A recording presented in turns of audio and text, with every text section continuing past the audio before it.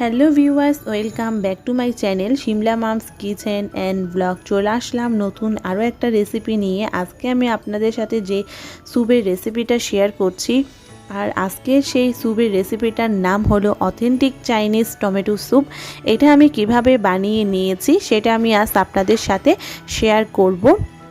আর হ্যাঁ বন্ধুরা, এটা আমি দুই রকম করে বানিয়ে নিয়েছি, তাই এই টমেটো স্যুপটা খেতে কিন্তু দুই রকম হয়ে থাকবে।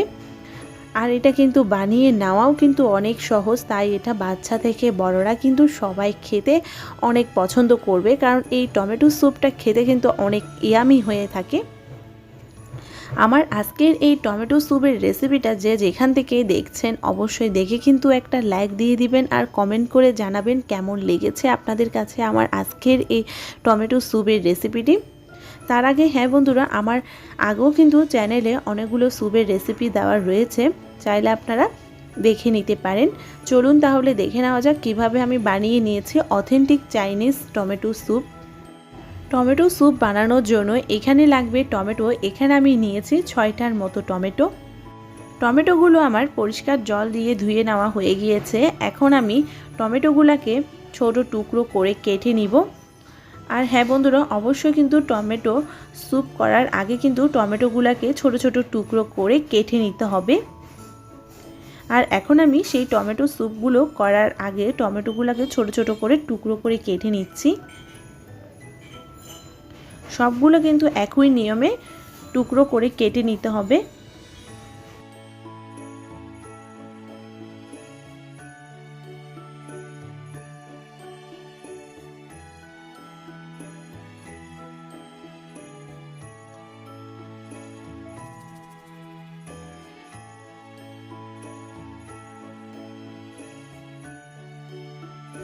সবগুলো টমেটো এখানে আমার ছোট ছোট করে টুকরো করে কেটে নেওয়া হয়ে গিয়েছে। আর এখন আমি একটা বাটির মধ্যে সেই টমেটো ছোট করে টুকরো করে কেটে নেওয়াগুলো তুলে রাখলাম।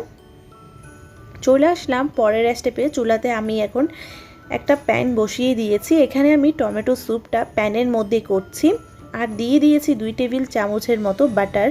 বাটারটা আমি ভালো করে গরম করে নিচ্ছি। বাটারটা ভালো করে গরম করে নেওয়ার পরে দিয়ে দিচ্ছি এখানে আমি 6 থেকে 7টার মতো কোয়া রসুন। এখানে আমি ছোট ছোট টুকরো করে কেটে নিয়েছি। আর দিয়ে দিচ্ছি এখানে আদা কুচি। আদা আর রসুনটাকে বাটারের সাথে 1 থেকে 2 মিনিট সময় ধরে ভেজে নিতে হবে। চুলার ফ্লেমটা মিডিয়াম আঁচ করে দিয়েছি। আর এখন আমি এখানে দিয়ে দিয়েছি ছোট ছোট টুকরো করে কেটে নেওয়া টমেটো।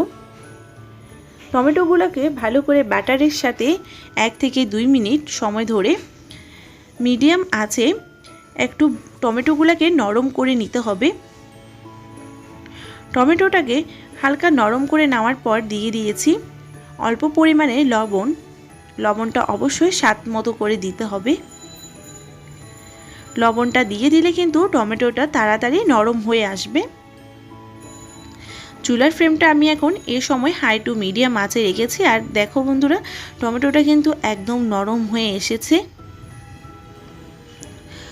টমেটোটা নরম হয়ে আসার পরে দিয়ে দিচ্ছি, যেহেতু এখানে আমি 6টার মতো টমেটো নিয়েছি, তাই এখানে আমি 3 টেবিল চামচের মতো চিনিটা অ্যাড করেছি।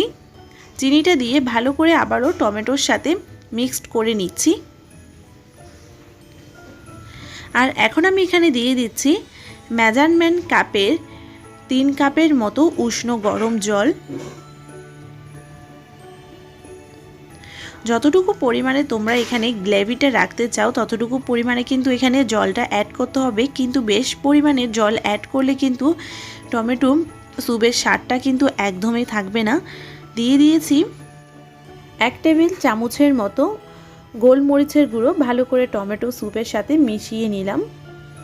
চুলার ফ্লেমটা হাই টু মিডিয়াম আছে রেখে টমেটো স্যুপটাকে ভালো করে জাল দিয়ে নেওয়া হয়েছে। আর এখন আমি একটা বাটির মধ্যে ছাঁকনি দিয়ে টমেটো স্যুপটাকে ভালো করে ছেঁকে নিব। আর হ্যাঁ বন্ধুরা, এখানে কিন্তু অবশ্যই মিক্সিং জারের মধ্যে টমেটোটাকে একদম মিক্সড করে নিয়ে স্যুপ করার একদমই প্রয়োজন নেই।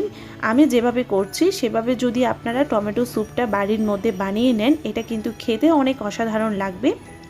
আর এখন আমি টমেটো স্যুপের থেকে যে জলটুকু রয়েছে সেটা একদম ভালো করে চামচ দিয়ে চেপে ধরে জলটুকু বের করে নিলাম। আর এই অবশিষ্ট অংশটুকু কিন্তু আমি এক সাইডে রেখে দিয়েছি। আবারও একই প্যানের মধ্যে টমেটো থেকে যে জলটুকু বের করে নেওয়া হয়েছে সেটা আবারও ফুটিয়ে নিব। এখন আমি এদিকে একটা বাটির মধ্যে নিয়ে নিয়েছি 2 টেবিল চামচের মতো কর্নফ্লাওয়ার আর দিয়ে দিয়েছি অল্প পরিমাণে জল দিয়ে ভালো করে কর্নফ্লাওয়ারটাকে মিশিয়ে নিতে হবে, যাতে করে কোনো দিকে দলা পাকিয়ে না থাকে। ভালো করে কর্নফ্লাওয়ারটা মিশিয়ে নেওয়ার পরে দিয়ে দিচ্ছি টমেটো স্যুপের মধ্যে। ভালো করে কিন্তু ধীরে ধীরে মিশাতে হবে। এরপর আমি এখানে একটা ব্রেড টোস্ট করে নিব, তার কারণে আমি এখানে নিয়েছি ব্রেড। আর এখানে আমি ব্রেডটাকে মাঝখানে ছুরির সাহায্যে কেটে নিচ্ছি। আর কেটে নিয়ে আমি এখানে ব্রেডটাকে 2 টুকরো করে কেটে নিব। আর হ্যাঁ বন্ধুরা, তোমরা যদি টমেটো স্যুপের মধ্যে কর্নফ্লাওয়ারটা দিতে না চাও অথবা বাড়ির মধ্যে যদি কর্নফ্লাওয়ারটা না থাকে, তাহলে তোমরা চাইলে ওখানে ময়দা মিক্সড করেও দিতে পারো, কিন্তু কর্নফ্লাওয়ারটা দিলে কিন্তু খেতে খুবই ভালো লাগবে। আর এখন আমি এখানে চুলাতে আরেকটা প্যান বসিয়ে দিয়েছি।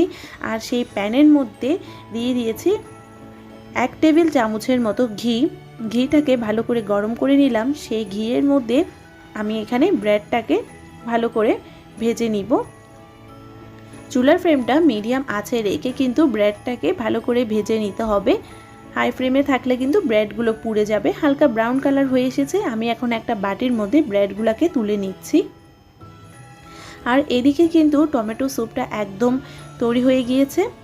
এর থেকে আর বেশি ঘন করার একদমই প্রয়োজন নেই। আর এখন আমি এখানে একটা বাটির মধ্যে সেই টমেটো স্যুপটাকে তুলে নিচ্ছি। আর সেই সার্ভিং প্লেটের মধ্যে টমেটোর স্যুপটাকে সার্ভ করছি। আর অবশিষ্ট যে টমেটো স্যুপগুলো রয়েছে তার মধ্যে কিন্তু আমি এখানে একটা ডিম দিয়ে ভালো করে ডিমটাকে ফেটিয়ে নিয়ে টমেটো স্যুপের সাথে মিক্সড করে নিলাম। আর হ্যাঁ বন্ধুরা, তৈরি হয়ে গেল আমাদের আজকের এই অথেন্টিক চাইনিজ টমেটো স্যুপ 2 রকমের পদ্ধতিতে।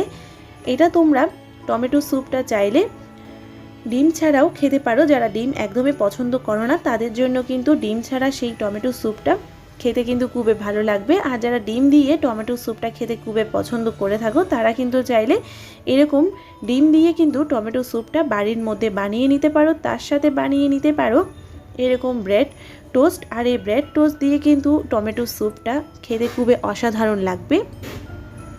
অবশ্যই তোমরা একবার আমি যেভাবে বানিয়ে নিয়েছি সেরকম করে বাড়ির মধ্যে একবার ট্রাই করে দেখতে পারো অথেন্টিক চাইনিজ টমেটো স্যুপ। এটা কিন্তু বানিয়ে নেওয়া কতটা সহজ অবশ্যই তোমরা দেখে বুঝতে পেরেছো।